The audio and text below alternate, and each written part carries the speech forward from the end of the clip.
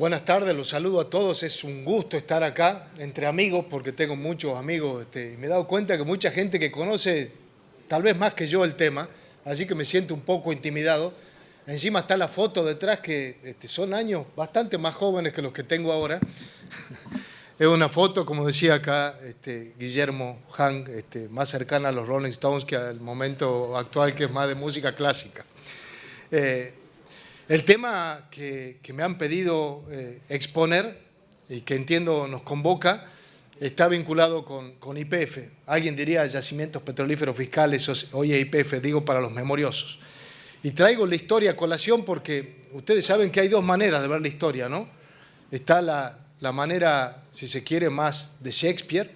En uno de sus famosos relatos u obras, él sostiene que es el cuento de un loco contado para idiotas, ¿no? Una mirada negativa de la historia en movimiento que no tiene muchas enseñanzas hasta hoy. Y está la visión contraria, ¿no? La de Cicerón, que dice que la historia es magister vitae, maestra de la vida, y es donde uno puede aprender, sobre todo para, tal vez no tanto repetir errores, sino también corregir y mirar al futuro de otra manera. Yo creo en la visión ciceroniana, por eso les propongo brevemente hacer un recorrido por la historia de YPF, qué significa y qué es, porque creo que es un modo, una manera de explicar la historia argentina.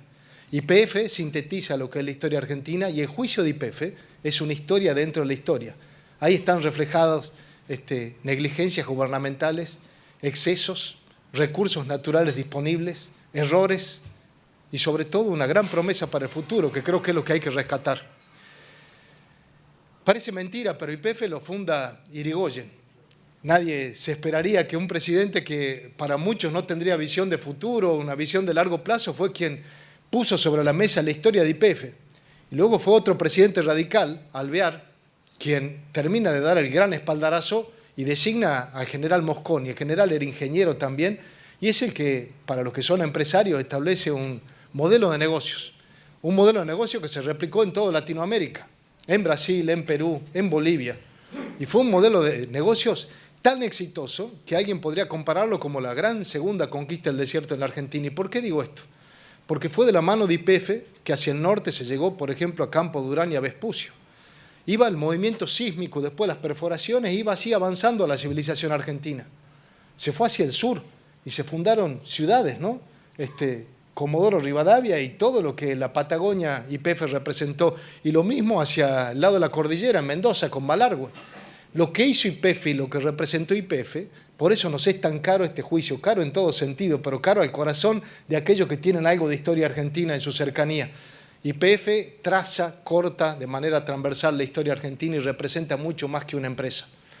Desde YPF surge luego gas del Estado, porque junto con el petróleo venía el gas y la industria petroquímica. Y fue, si quieren poner en esta primera fase, la vaca lechera de la historia argentina. Porque no es que YPF estaba mal, lo que ocurrió es que hubo mucho abuso con los recursos que generó YPF. YPF mantenía vialidad nacional, por ejemplo. YPF era la base, la caja, la gran caja del Estado argentino. Insisto, no fue YPF ni el modelo de negocios de Mosconi, sino que la mirada que tuvieron muchos políticos de lo que YPF representaba y lo que mantenía. Voy a saltar en el tiempo y viene una segunda fase. No voy a emitir una opinión política porque no corresponde, pero fue la privatización. Pueden estar de acuerdo o no. De vuelta, yo algo ya insinúo cuando les digo que el error no era YPF, sino lo que se hacía con los recursos de YPF. Pero al momento de la privatización se establece en el estatuto una cláusula que obligaba a cualquiera que adquiriese más de un porcentaje, el 51% de las acciones, a hacer una oferta igual a aquellos accionistas que no eran parte de esa oferta primigenia.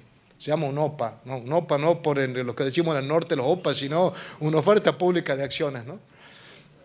Esa obligación persistió y viene la tercera fase de la historia de YPF. Rescato algo de la primera, y es que Mosconi tenía claro en su visión de empresa algo que es fundamental para cualquier empresa petrolera, que es que todas tienen que ampliar su horizonte de reserva. Eso es la clave de cualquier empresa petrolera. Si en un momento deja de ampliar su horizonte de reserva, es una empresa que está destinada a achicarse y cuando no a desaparecer. Sin eso no hay nada. Y esto significa exploración, básicamente, invertir en exploración y en el futuro. Y llegamos a la tercera y última fase de esta larga pero historia, long story short, estoy tratando de hacer, Y viene la etapa kirchnerista, y digo kirchnerista por ponerle un nombre, no quiero ofender con esto a nadie, pero allí aparece esta frase que todavía repica y es la de especialista en mercados regulados, ¿no?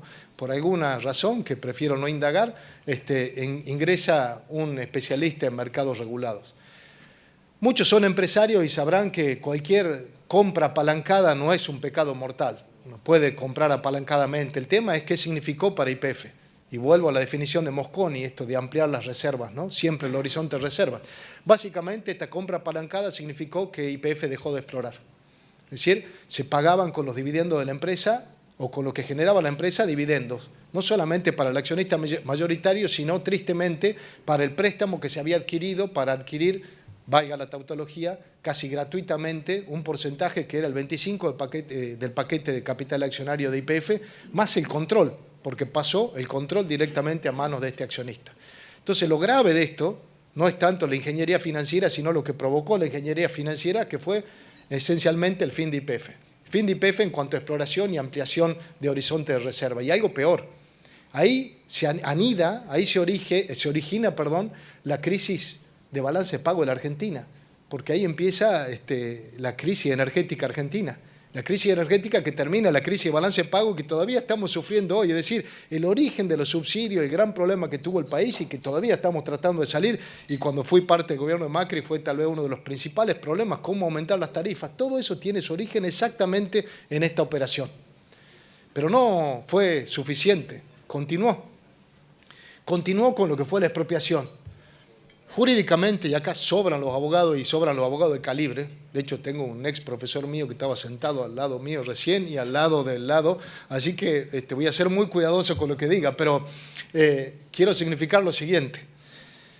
Esa expropiación tuvo un pecado capital o un pecado mortal, dos pecados, uno más grave que el otro. Si ponemos el decálogo de mandamientos, no sé cuál sería, ¿no? No robar y después pondríamos no mentir o algo así, ¿no? En ese orden. Pero vamos por el no mentir. Eso fue la ocupación temporaria de la empresa. La ocupación temporaria, ustedes saben, es una figura del derecho administrativo que está pensada tal vez para tiempos de guerra, y es que uno toma, por ejemplo, un automóvil que pasa por la calle por una urgencia. Esa figura fue la que se utilizó para tomar o para ocupar YPF. Todavía recuerdo gobernadores que festejaban y cantaban la marcha peronista en el ascensor y festejaban, esto está fotografiado y filmado, incluso gobernadores de mi querida provincia, que hoy se presentan como procapitalistas y bueno, en fin, estaban cantando y gritaban y saltaban y festejaban con mucha alegría. Y esto muestra el bamboleo ideológico al cual la Argentina ya nos tiene lamentablemente acostumbrados, por eso que digo que YPF es parte de esta historia también. Y luego viene el pecado más grave, ya que es no robar, ¿no? Y puesto en un decálogo de mandamientos. Y el no robar es que se lleva adelante una expropiación violando el estatuto de la empresa abiertamente. Cuando digo abiertamente es quien era el vocero formal del gobierno de aquel entonces, que era el ministro Kicillof, lo dijo públicamente: no vamos a caer en la trampa del oso. Frase que me acuerdo al día de hoy porque fue elemental, sustancial, básica para el dictado de la sentencia adversa por parte de la jueza Presca a lo largo de todo el proceso. Esa es un poco la historia reducida de YPF. Como verán, y les trataba de anticipar, corta nuestra historia, representa mucho de la historia argentina.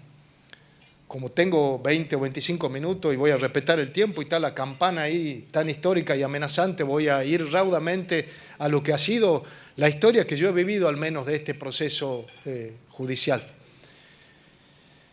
Yo llegué al gobierno del presidente Macri primero como secretario legal y técnico del Ministerio de Hacienda. Y apenas tomo esa posición, recuerdo que le pasó lo que a cualquier secretario legal y técnico, que hubo un reclamo sindical del sindicato estatal, ATE. Y esto es casi una tradición histórica, que uno llega a esa oficina en el 5º piso y la gente del sindicato hace un gran planteo fuera de la oficina, pero el secretario es legal y técnico y administra, además de la parte jurídica, todos los recursos del Ministerio de Economía. Y estaba este reclamo que pretendía ser sindical, y recuerdo haber ingresado allí, y era enero. Yo había suspendido unas vacaciones para entrar al gobierno. Era esos actos patrióticos medio de gente que no termina de entender qué es lo que está haciendo y dónde se está metiendo. Y yo recuerdo que mi familia y mi mujer estaban de vacaciones en un lugar muy lindo en el norte, me mandaban fotos, me saludaban con nieve, y yo decía: ¿qué hago acá? Estoy en el 5º piso con este reclamo sindical y yo debería estar en otro lugar y situación. Y me adelantan que era muy factible que el sindicato entre a la oficina y tire los papeles. Yo decía, ¿qué me enfrento? Y me salía un poco el salteño de adentro, esto de intentar enfrentar directamente a las personas y defender lo que yo consideraba que era la privacidad de los papeles. Y en el medio aparece una asesora que me acompaña en esta función desde ese día y me dice al oído, acá hay algo muy importante. Yo le decía, ¿qué más importante que esta violencia física que estamos enfrentando?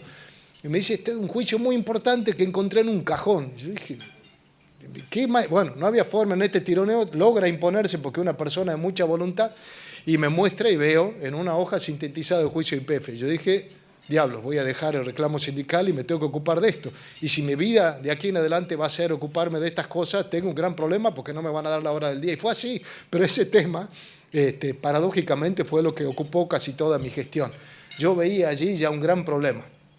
Y ese gran problema era un juicio que había estado en un cajón mucho tiempo, yo ya no sé si por negligencia o qué, y desde ese cajón pasó al escritorio, y en el escritorio yo vi que había un gran problema porque había una defensa que estaba llevada adelante por gente que no estaba en condiciones de hacerla, como estudio americano, vi defensas que estaban expresadas allí de manera débil y negligente.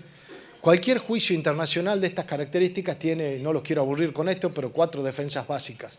Uno es Champerty, el otro es International Committee, Foreign Sovereign Immunity Act, y el último es Forum Non-Convenience, que es el foro no conveniente. Y acá esa excepción que se llama de previo y especial pronunciamiento es la que tenía que mandar. ¿Por qué? Porque los hechos habían ocurrido en Argentina y la ley que se debía aplicar era la ley argentina. Con ese combo se debería haber explicado en demasía que no debía ocurrir el juicio en Estados Unidos porque el único punto de contacto era que YPF cotizaba allá. Lo demás, incluyendo el estatuto de la empresa principalmente, eran ley argentina y aplicaba la ley de sociedades argentina. Y aún así, esas defensas habían sido tan mal presentadas que se habían perdido casi todas y quedaba simplemente la luz en el final del camino, que era la de foro no conveniente. Y sobre eso nos empezamos a ocupar y ahí pusimos todo en nuestros cañones. Yo he escuchado en la mesa rápidamente que hay gente que le gusta mucho la filosofía y justamente ayer estaba leyendo un concepto que es muy interesante, la diferencia entre moldear y modular. Respecto de la analogía, lo estaba leyendo, ¿no?, de un filósofo que se llamaba Bateson. Y este hombre dice que moldear es una forma de generar una similitud de manera estática. Uno en la arcilla pone el molde y queda directamente plasmada allí la similitud, ¿no?, en la imagen que uno plasma allí o que pone.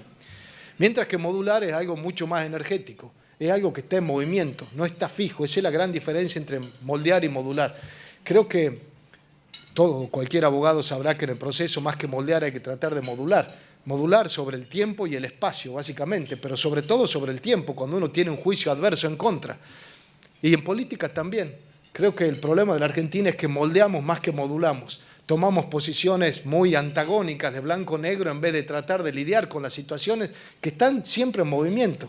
Conviene, creo yo, desde el punto de vista filosófico, como cosmovisión, mucho más modular que moldear. Y en este juicio lo que intentamos hacer con la defensa del Estado fue modular sobre el tiempo y el espacio, como le decía. El tiempo era ganarlo.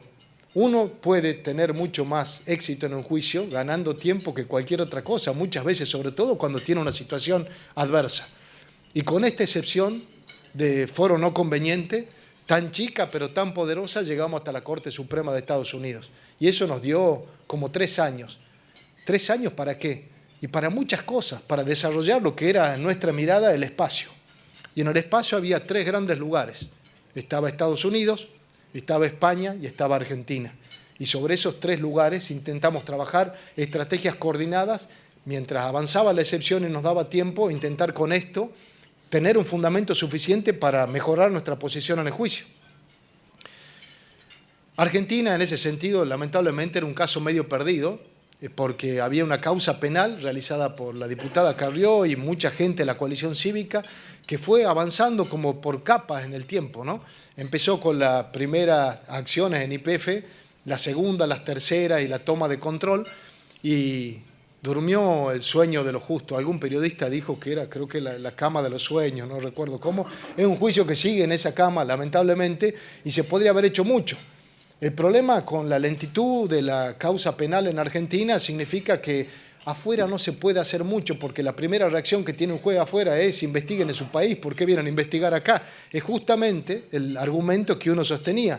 El lugar que se tienen que resolver las cosas en Argentina porque allí ocurrió todo y la justicia es lo suficientemente competente, como corresponde, y uno tiene que defenderlo como funcionario público para resolver estos asuntos.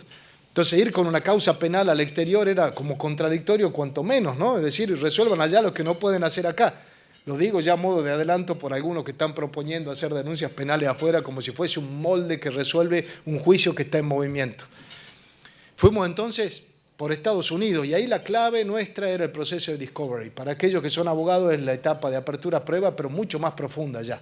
Mucho más profunda porque permite tiene una capacidad de acción y de búsqueda mucho más intensa que lo que es la etapa probatoria que tenemos acá en Argentina.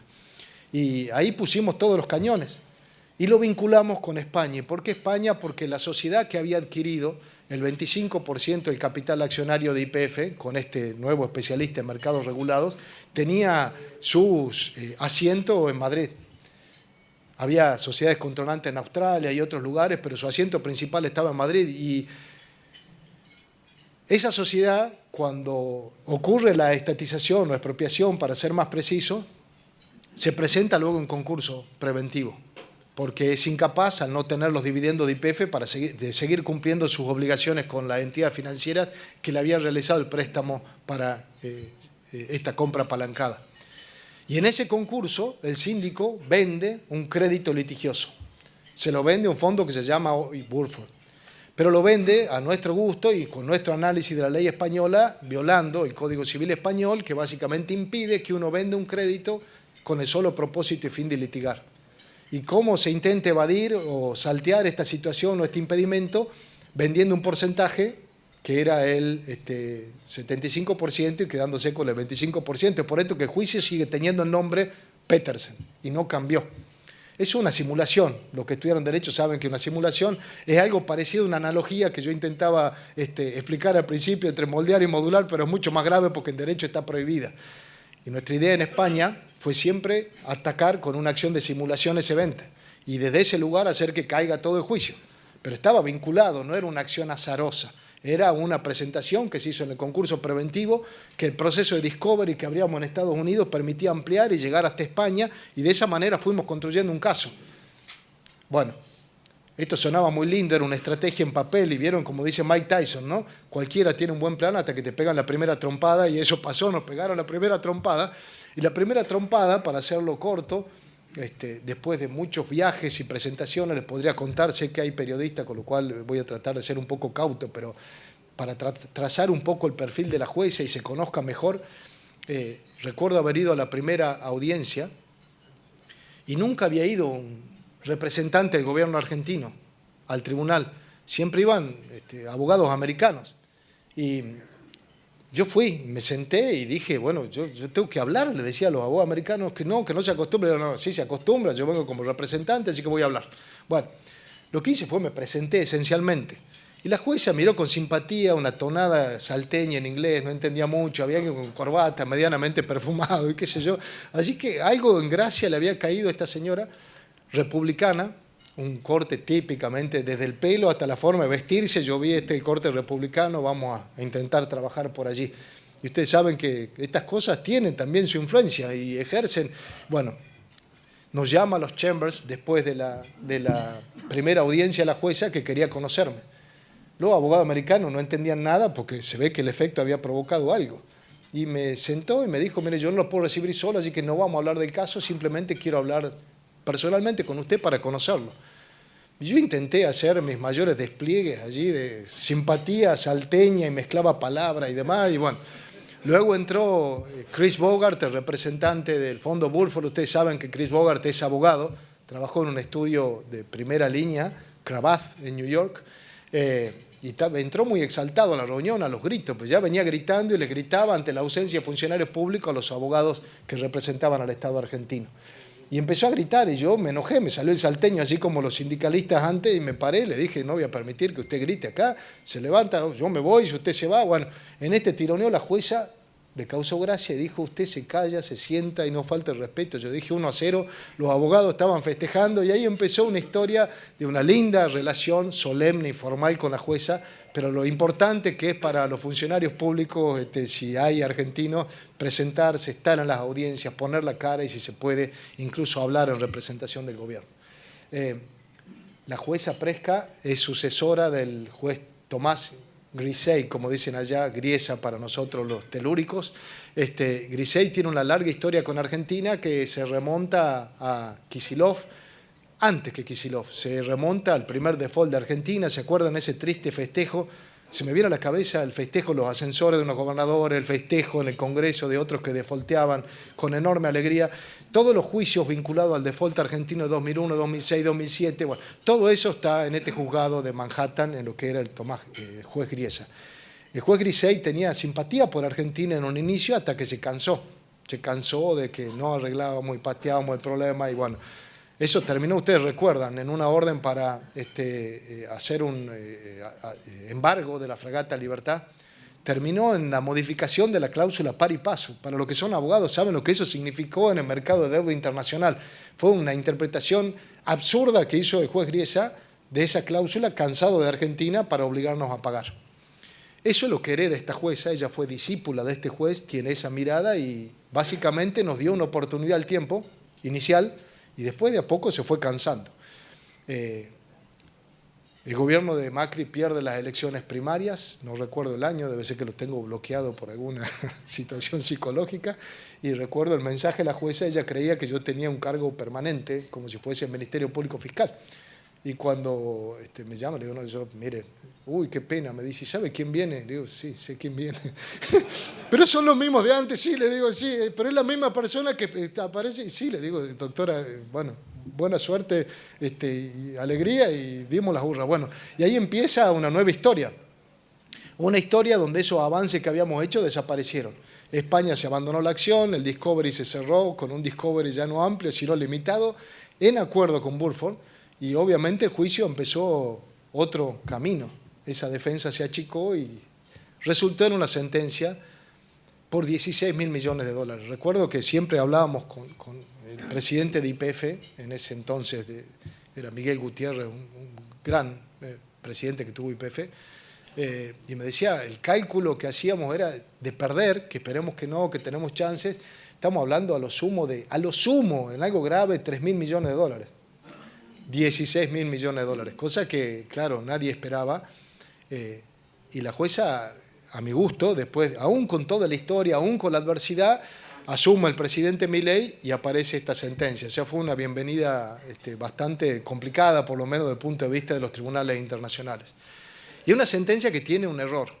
Un error, estoy hablando del punto de vista técnico, porque siempre, cuando Argentina a lo largo de la década del 2000 en adelante litigó en estrados internacionales, lo hacía con una mirada muy política, ¿no? Ese fue un gran desafío que tuvo la Procuración, porque era todo el tiempo discursos políticos y de barricada en el Banco Mundial. Hay que sujetarse a los argumentos técnicos, no hay que hablar de política acá, más que sean aspectos que den una cosmovisión, pero de ahí, bueno, en este caso había ocurrido eso con las defensas, con el juicio, volvió a ocurrir en el gobierno que precedió al presidente Milei, 16.000 millones de dólares. El error está centrado en el tipo de cambio. Para aquellos como Augusto, que son especialistas en finanzas, el tipo de cambio que aplica la jueza no es el del momento de incumplimiento, perdón, es el del momento del dictado de la sentencia y no el del momento de incumplimiento. Y es una diferencia sustancial que hace achicar el monto enormemente. Y no es que yo lo diga, lo dice la jurisprudencia de New York. Esto es case law de New York. Con lo cual, si se aplica adecuadamente el tipo de cambio, por más que nos condenen, no estamos hablando de esa cifra sideral, sino de un monto mucho menor. Se suma algo que hace reducir más el monto, que es la tasa aplicable, la tasa activa del Banco Nación, porque es ley argentina. Con lo cual, son dos argumentos muy simples, pero tan potentes que por lo menos nos llevarían a otro piso, a otra situación. Ese error, afortunadamente o no, lo comete la jueza con la sentencia, recibe así al presidente Milei, y el presidente Milei, la gestión del presidente Milei, no le queda otra situación que apelar. Y en esa apelación la jueza los pone contra la espada de la pared, le dice, usted quiere apelar sin efecto suspensivo, o quiere evitar que se pueda ejecutar la sentencia, pero en Estados Unidos, a diferencia de Argentina, una sentencia en primera instancia es ejecutable, ¿no? Por más que uno apele, la apelación puede o no tener efecto suspensivo. Y es lo que Argentina no puso una garantía, pero estaba pidiendo garantía a las acciones de YPF, y al no poner la garantía, la sentencia devino en sentencia ejecutable. Y eso es lo que está ocurriendo en este momento y es lo que empezamos a vivir y lo que, como argentinos todo y la administración Milei está tratando de lidiar. Y acá, ya para ir un poco cerrando, porque ya Clara está parada, se abre el siguiente escenario. Hay una sentencia por 16.000 millones de dólares que está apelada ante la Cámara. Hay una orden de una jueza cansada que dijo se da en parte de pago parcial las acciones que el Estado argentino tiene en YPF. Con errores por todos lados que no voy a explicar porque Clara me va a matar, pero eso fue apelado también. Segunda gran apelación, todo en la Cámara de Apelaciones.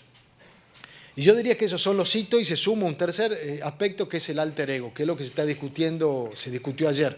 El alter ego es lo que intenta Burford establecer cuáles son activos que el Estado argentino maneja como si fuesen un otro yo del Estado argentino.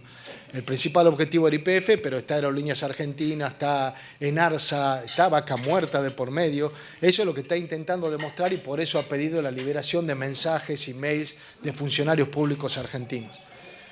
¿Cuál es el foco para cerrar con esto que debería tener la estrategia argentina, al menos a mi gusto? Es la Cámara. Esto de moldear y modular. Uno puede creer, como siempre creemos en la Argentina, que hay grandes golpes de suerte que deciden el destino de un caso. Entonces presenta una causa penal y se resolvió y no funciona así. Me encantaría, no hay varitas mágicas ni ábrete sésamo. Acá hay que estar mirando el proceso y el proceso central son los alegatos que se definen en octubre ante la Cámara y es también ante la Cámara que se decide la entrega como parte de las acciones como parte parcial. No hay varitas mágicas ni ábrete sésamo, es la concentración de la estrategia debería estar en los alegatos y es allí donde se va a definir el destino de estos juicios y créanme que soy optimista por aquel argumento del tipo de cambio, la tasa de interés, que por lo menos se puede reducir enormemente el monto. Me callo, Clara, ahí llegué. Bernardo, muchísimas gracias.